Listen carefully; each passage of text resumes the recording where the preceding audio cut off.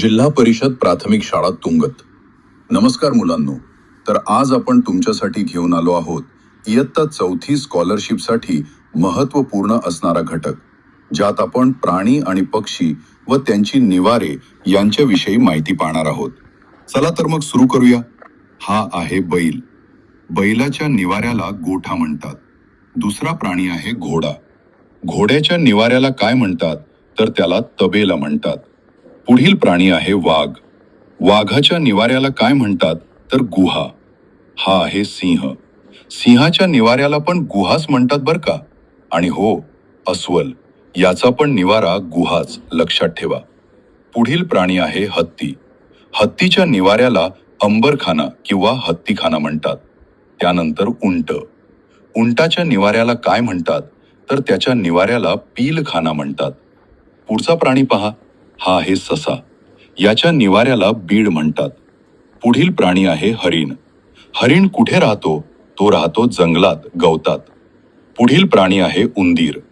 उंदी मामा जे आपल्या घरात धुमाकूळ घालण्याचं काम करतात तर ते कुठे राहतात तर त्याचे राहण्याचे ठिकाण बीड. आता मुंगी. मुंगीचे राहण्याचे ठिकाण तर ते आहे वारूळ. आता यानंतर कोंबडी. हा पक्षी कुठे राहतो तर त्याचे राहण्याचे ठिकाण आहे खुराडे. यानंतर मधमाशी. हिचे राहण्याचे ठिकाण किंवा निवारा त्याला म्हणतात पोळे.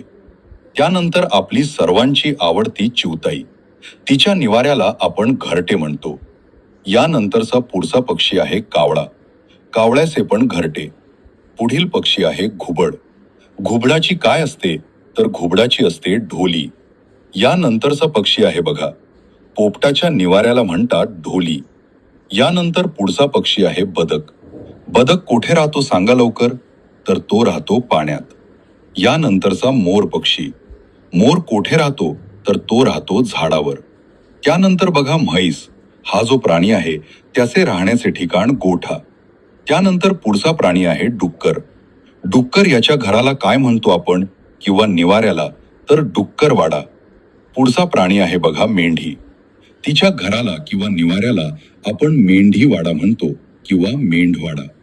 त्यानंतर पुढील प्राणी येतो गाय. गायीच्या घराला किंवा निवाऱ्याला आपण काय म्हणतो तर गोठा. चला तर मग, कसे वाटले तुम्हाला आजचे प्राणी आणि पक्ष्यांचे निवारे? नक्की कमेंट्समध्ये कळवा. आणि हे सर्व आता सांगितलेले प्राणी आणि पक्षी यांची निवारे महत्त्वपूर्ण आहेत परीक्षेच्या दृष्टिकोनातून. त्यामुळे चांगले लक्षात ठेवा. आणि असेच नवनवीन व्हिडिओ आपण घेऊन येणार आहोत तुमच्या खास इयत्ता 4थी स्कॉलरशिप तयारीसाठी. तर पुन्हा भेटूया. धन्यवाद.